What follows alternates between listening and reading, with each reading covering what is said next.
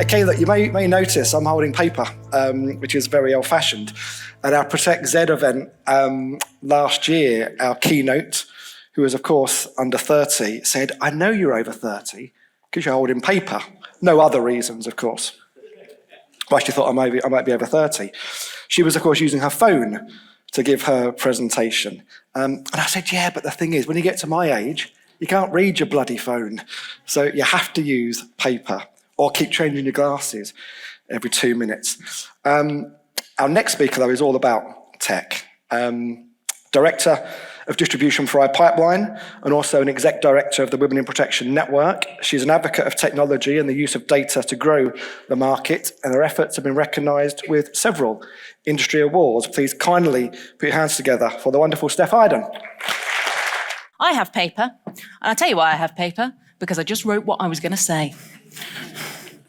And that's the honest truth. Thank you very much. Oh God, I'm back again. Not her from my pipeline. Oh, she's back. What's she going to say this year? She's going to talk to you about data and technology. And she's going to tell us we're all doing a really bad job, and providers and reinsurers. But today was a really interesting one, and I actually quite liked it, Kev. And I thought, we've talked for many years about the importance of claims. Is it product? Is it price? Is it proposition? And this one was really starting to look at our mindset, our culture of perfectionism within our industry. So, I am going to talk to you a little bit. That's me, gosh.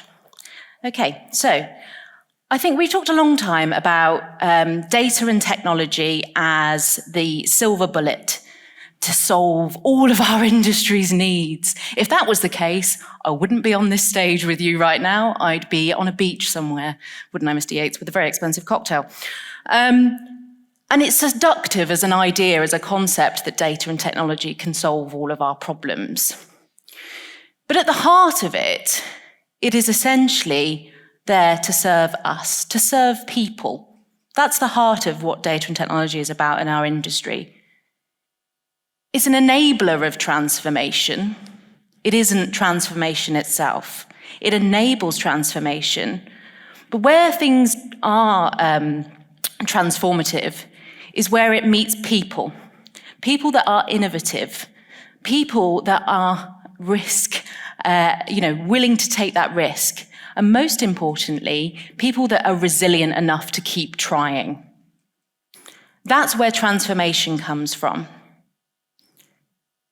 If we look at, some of our solutions now that we have in the marketplace, we have people deploying the same capabilities, the same access to data, with phenomenally different results.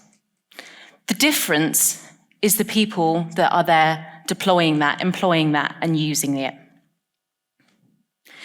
If we think about AI, and we've not mentioned that at all this year, have we? It's not been done to death. The mechanics, essentially, of what that is aren't new. They're decades old in terms of the concept. What has changed is our access to data. Now, I would say in our sphere, in our industry, we have a lot of the mechanics that we need in order to truly move into a growth market. But do we have the access? And the access comes from our mindset. So when we started to have a look at perfectionism within our industry, I started to read a little bit more into this and what the consequences are to industries that are overly concerned with perfectionism. And then I also started to have a look at what the impact is to the people that work in those industries in perfectionism. And then I wanted to call the presentation Protection Industry, You OK, Hun? Because frankly, and that was banned, Paul, by the way. I was told I couldn't do that.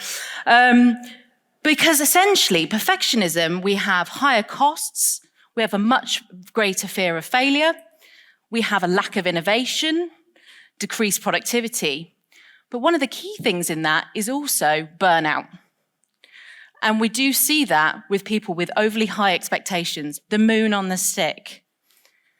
So that's why we wanted to have a look at this. So Essentially, you might be sitting here thinking, well, we have to be perfect in this industry. We have to have that mindset because the risk is so great. How many of you, honestly, at that point when Joe mentioned about I can't even say it, collaboration within competition, how many of you honestly thought, yeah, that's all nice for organic sugar, but this is insurance, that's quite a high risk. Honestly, how many of you really did think that for a little brief second in your mind? And that's what we're talking about. It's a culture, it's a mindset that we have.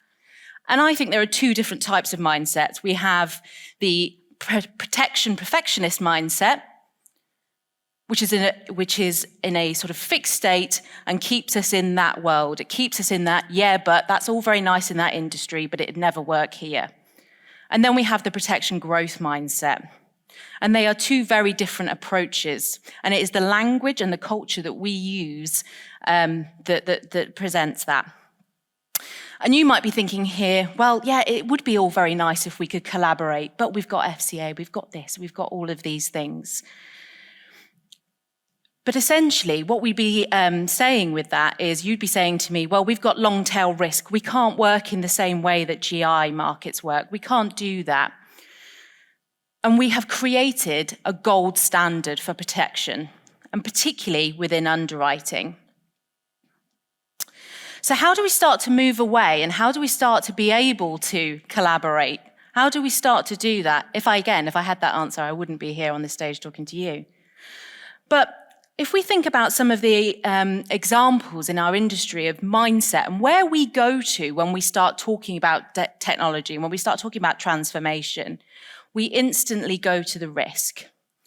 I was at an event recently where a distributor was sharing some practical examples about how they were deploying AI in their business, how they were using it to improve quality, how they were using it to get the customer to the right place at the right time. And someone within that audience put their hand up straight away and said, yeah, but look at the risk of AI. Look at the machine learning that is employed, some of the techniques that are used. If we use this, there's a specific medical condition that might pop up in France that might prevent it and take the whole system down. And that's where our mindset went. So we went from hearing about some really great use of technology, AI within our industry, and yet we went straight to how do we close this down? How do we delay this until I can understand this? And another example of this where we actually had more recently, going to your point, Robert, looking at how do we avoid sort of using medical information. We had an example where we had a fintech, an insurtech business that was coming into the industry and wanting to use wearables as a way of underwriting and delivering a decision in an immediate way.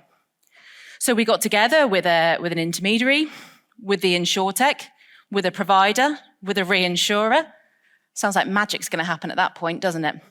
No, we got so far down the line and we hit that gold standard roof. We couldn't carry on. And it was that mindset of how we then, that stopped that from happening. So we've got to be able to enter a new paradigm where new products, where we can streamline data in order to do that.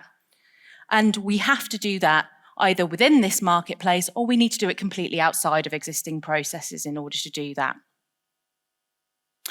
But I would implore you to think about your mindset. When you're listening to presentations within the industry, what are you looking for? Are you thinking, I'm inspired by that success? Or are you feeling threatened by it? How can I say, we've done this before, which I hear very regularly, we've done that before. I remember one of my very first presentations when I stood up on there and started talking about educational tools and using data to be able to educate customers and get them into the right journey at the right time. Yeah, we did that 10 years ago, love. We're not interested. We've been there, we've done that, we've tried that. How do we go and change our mindset from we've tried that to what did we learn this time and how can we change it? How can we adapt and how can we grow? So Robert's getting emotional with customers. I'm getting emotional with you lot. That's essentially what I'm trying to say here is I really want you to take that time to think about your own headspace. Give yourself that time to reevaluate. Am I doing new things? Am I being, allowing myself? Am I turning off that gremlin in my head that says, I've done this before, that'll never work? Because the moment that we can do that, that's the time then we will move into a growth market. AI isn't new. The mechanics of it isn't new. What is new is access. And I would say the access that we need is within ourselves, our approach, our appetite, and our mindset. And as Debbie said after that event, when I spoke to her and said, God, you're a legend, she said, tell the room one thing for me. Tell them we want done, not perfect. And that is all she wrote.